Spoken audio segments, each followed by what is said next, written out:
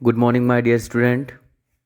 जैसा कि आपको पता है कि हमने हमारी कक्षा 9वीं का तीसरा अध्याय गो दोहनम गाय के दूध का दोहन शुरू किया था।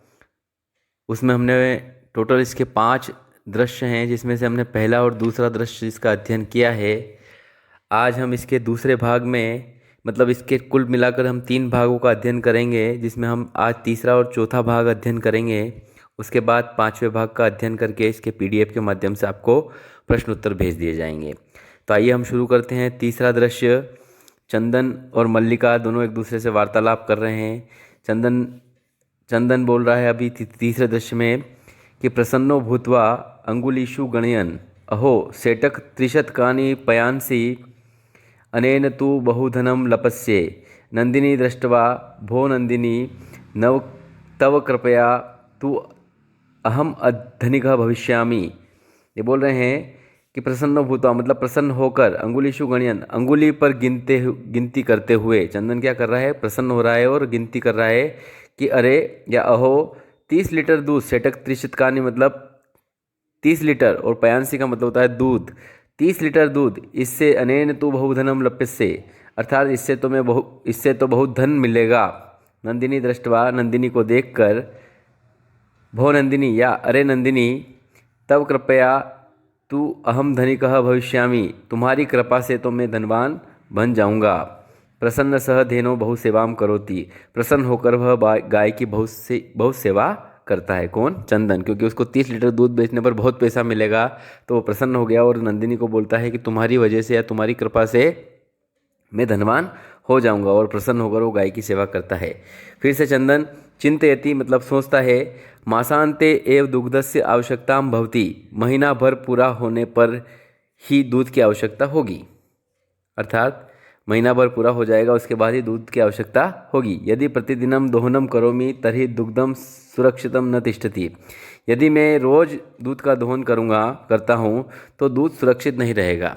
मतलब इकट्ठा करूँगा तो मैं इकट्ठा दे पाऊँगा, अर्थात रोज़ अगर दूध का दोहन करूँगा तो मैं उनको इतना 30 लीटर दूध नहीं दे पाऊँगा, अर्थात तो दूध सुरक्षित नहीं रहेगा। आगे लिखा है, इदानीं किम करवाणी, अब मैं क्या करूँ, भवतु नाम मासांते एवं संपूर्णतया दुग्ध दोहनम करोमि, ठीक है महीना भर पूरा होने पर ही सारा दूध दूहूँगा, ऐसा वो सोचता है।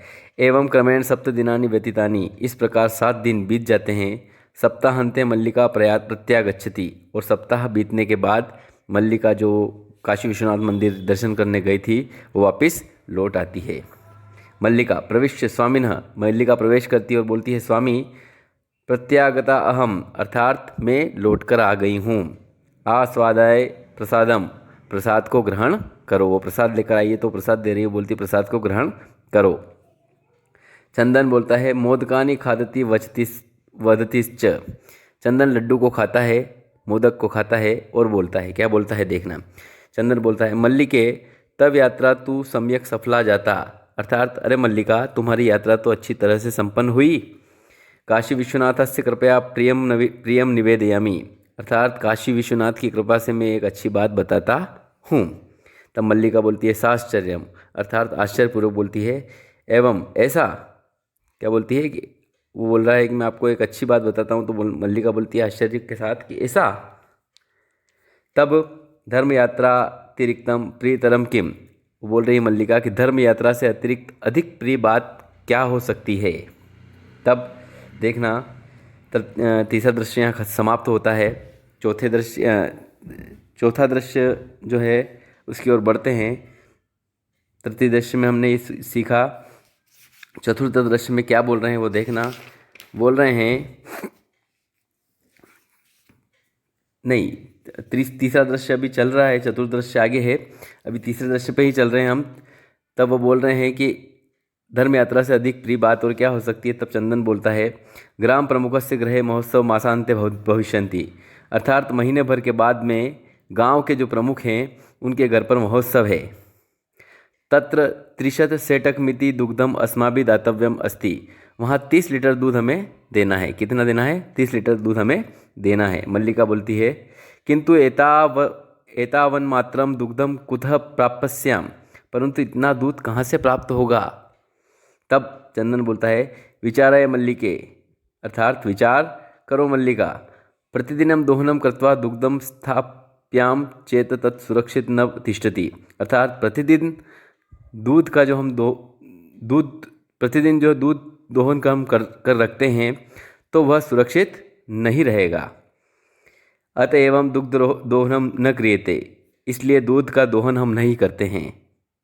उत्सव दिने एव समग्र दुग्धम दोक्ष्याम, अर्थात उत्सव के दिन ही सारा दूध दोक्ष्याह मतलब दोह लेंगे। क्या बोला उसने कि प्रतिदिन तो हम दूध का दोहन करते हैं तो सुरक्षित नहीं रहेगा, इसलिए दूध का दोहन नहीं करते हैं, उत्सव के दिन सारा दूध दोह लेंगे। मल्लिका बोलती है स्वामिना त्वं तु चतुरतम, अर्थात स्वामी तुम तो अत्यंत चतुर हो, अत्युत्तम विचार, बहुत ही उत्तम विचार है आपका।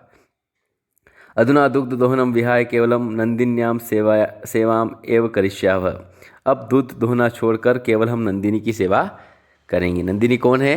इनकी गाय। और दोनों पति पत्नी कौन है? चंदन और मल्लिका। ये क्या बोल रहे हैं कि दूध का दोहना छोड़ देते हैं अब और नंदिनी की सेवा करते हैं। अनेन अधिकाधिकम दुग्धम मासांते प्राप्स्याव, अर्थात इस महीने भर में अधिक से अधिक दूध प्राप्त होगा।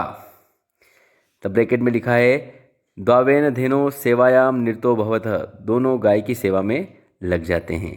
अस्मिन क्रमे घासादिकम गुड़ादिकम च भोजयत, इस क्रम के साथ वे घास और गुड़ उस गाय को आदि चीज़ें घास और गुड़ आदि चीज़ें खिलाते हैं। आगे लिखा है कदाचित विषाणयो तेलम लेपयत तिलकम धार्यत, विषाणयो का मतलब होता है सिंग। ये बोल रहे हैं कभी सिंगों पर तेल का लेप करते हैं और तिलकम धार्यत, और कभी तिलक लगाते हैं। रात्रो निराजने नापी तोष्यत, और रात्रि में आरती उतार कर संतुष्ट हो जाते। क्या करते हैं? वो दोनों गाय की सेवा में लग जाते हैं, कभी घास खिलाते हैं, कभी गुड़ खिलाते हैं, इत्यादि चीज़ें खिलाते हैं, कभी कभी सिंग के ऊपर तेल का लेप करते हैं, तिलक लगाते हैं और रात्रि में उसकी आरती उतार कर संतुष्ट हो जाते हैं। तब चंदन बोलता है मल्लिके आगच्छ, अरे मल्लिका आओ, कुंभकारम प्रति चलावह, कुंभकार के पास अर्थात कुम्हार के पास चलते हैं। दुग्धार्धम पात्र प्रबंधोपि करणीय, दूध के लिए बर्तन की व्यवस्था भी तो कर लेते हैं। क्या बोलते हैं कि महीने भर बाद इतना दूध निकालेंगे तो उस दूध के लिए उस बर्तन की व्यवस्था भी तो कर लेते हैं। द्वावेव निर्गतो, अर्थात दोनों उस कुंभकार के पास या कुम्हार के पास चले जाते हैं। यहाँ हमारा तीसरा दृश्य समाप्त हुआ है। अब चौथे दृश्य की ओर हम अग्रसर हो रहे हैं। चूँकि चतुर्थ दृश्य जो है वो छोटा सा है, चतुर्थ दृश्य देखना, उसके बाद अगले भाग में हम पंचम दृश्य का अध्ययन करेंगे। तब चतुर्थ दृश्य में लिखा है वो देखना, कुंभकार घट रचनायाम लीनम गायती, अर्थात जो कुंभकार है वो घड़ा बनाने में लीन है, मतलब घड़ा बना रहा है और घड़ा बनाने में लीन होकर रहकर गाता है, कुछ गा रहा है वो। तब ज्ञात्वा अपि जीविका हेतो रचयामि घटानहम, अर्थात ये बोल रहे हैं जानते हुए भी अपनी जीविका के लिए मैं घड़े बनाता हूँ। क्या बोला उसने कि जानते हुए भी अपनी जीविका के लिए क्या बनाता हूँ मैं? रचयामि घटानहम, अर्थात मैं अपने लिए क्या बनाता हूँ? घड़े बनाता हूँ। जीवनम भंगूर सर्व यथेश मृतिका घटः, अर्थात जीवन क्षण भंगूर है, जैसे यह मिट्टी का घड़ा है, मतलब कभी भी टूट जाता है, वैसे जीवन भी कभी भी खत्म हो सकता है। जीवन क्षण भंगूर है, जैसे यह मिट्टी का घड़ा है। आगे लिखा है चंदन नमस्करोमि तातः, अर्थात चंदन जो है वो नमस्कार करता है भैया, तात मतलब भैया है यहाँ पे शब्द उसके लिए। पंचदश घटान इच्छामि किम दास्यसी, अर्थात वो बोलता है 15 घड़े चाहिए, क्या दे दोगे? क्या बोला है? अचानक से उसने बोला कि 15 घड़े चाहिए, क्या दे दोगे? तब देवेश नाम का व्यक्ति है कोई, वो बोल रहा है कथम न, अर्थात क्यों नहीं। विक्रयणात एव एते, अर्थात विक्रयणात एव एते, इसका मतलब होता है कि वो बोल रहा है क्यों नहीं, ये बेचने के लिए ही तो हैं। ग्रहण घटान, अर्थात ले लो घड़े, और बोल रहा है 75 रूप्यकाणि च देहि, और 15 रुपये दे दो। क्या बोल रहा है पूरी लाइन में? क्यों नहीं, ये बेचने के लिए ही तो हैं, ले लो घड़े और 15 रुपये दे दो। तब आगे लिखा है चंदन बोलता है साधु परम मूल्यम तु दुग्धम विक्रियम एवं दातुम शक्यते, अर्थात ठीक है परंतु मूल्य तो दूध बेचकर ही दे सकूंगा। उसने क्या बोला है चंदन ने कि ठीक बात है लेकिन इसका मूल्य या 15 रुपये जो है वो घड़े के वो मैं ये दूध बेचकर ही दे सकूंगा। देवेश बोल तो क्षम्यताम पुत्र, अर्थात क्षमा करो बेटा। उस कुंभकार का नाम क्या है? देवेश है। वो बोल रहा है क्षमा करो बेटा। मूल्यम विना तो किमपि घटम न दास्यामी, अर्थात मूल्य के बिना तो एक भी घड़ा नहीं दूंगा। तब मल्लिका बोलती है स्वाभूषणम दातुम इच्छति, अर्थात अपना आभूषण देने के लिए तत्पर हो जाती है। अपने जो पहने हुए आभूषण है वो देने के लिए उसको तैयार हो जाती है और बोलती है तात, अर्थात भैया, यदि अधुनैव मूल्यम आवश्यकम तर्हि ग्रहण एतत् आभूषणम, यदि मूल्य अभी ही आवश्यक है। क्या बोला है? यदि अधुनैव मूल्यम आवश्यकम, यदि मूल्य अभी ही आवश्यक है, तर्हि तो ग्रहण एतत् आभूषणम, तो यह आभूषण रख लो। क्या बोला है? मेरे पास जो आभूषण है ये रख लो। देवेश बोलता है पुत्री के अर्थात बेटी, ना हम पाप कर्म करोमि, मैं पाप का काम नहीं करता हूँ। कथमपि नेच्छामि त्वाम आभूषण विहीना कर्तुम, मैं तुम्हें आभूषण रहित नहीं करना चाहता, अर्थात तुमसे आभूषण लेकर तुमको आभूषण से रहित अर्थात बिना आभूषण के नहीं कर सकता। नहीं तो यथा भी लशितान घटान, अर्थात तुम्हें जितने चाहिए उतने घड़े ले जाओ। नैतु का मतलब होता है ले जाना, यथा मतलब जितने, बिलशितान का मतलब होता है जितनी आपकी इच्छा हो उतने घड़े यहाँ से ले जाओ। दुग्धम विक्रियम एव घट मूल्यम ददातु, दूध बेचकर ही इन घड़ों का मूल्य मुझे दे देना। उभो का मतलब होता है दोनों। उभो का मतलब क्या होता है? दोनों।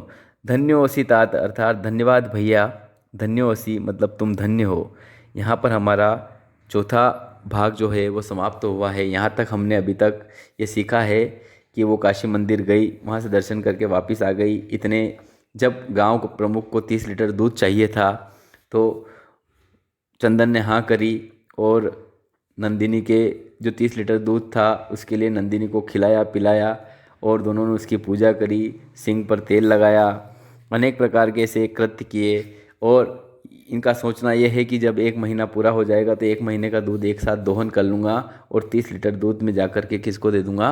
गांव प्रमुख को दे दूँगा। और जब पैसा आएगा तो उस पैसे को मैं 15 घड़े का जो पैसा जो वो घड़े ले रहे हैं वहाँ पर, उन घड़ों का पैसा वो किसको दे देगा? वो कुंभकार को या उस देवेश को जाकर दे देगा। जब आभूषण देने के लिए तैयार हो गई मल्लिका, तब उस देवेश नाम के व्यक्ति ने, जो कुंभकार है वो बड़ा है इन दोनों से, तो उसने बोला मैं आपको आभूषण विहीन नहीं कर सकता हूँ और आप जितने घड़े आपको चाहिए उतने ले जाओ और जब आपका काम हो जाए और जब आप दूध बेच दो तब उसका पैसा मुझे, मेरे घड़ों का पैसा मुझे आकर दे देना। यहाँ तक हमने अभी तक सीखा। इसके बाद 5वां दृश्य हम बाद में सीखेंगे। भाग 3 इसका जब हम पढ़ेंगे तब उसमें हम 5वां दृश्य पढ़ेंगे। यहाँ तक मैं उम्मीद करता हूँ कि मेरे प्यारे बच्चों को सब कुछ समझ में आया होगा। धन्यवाद। Good bye my dear student.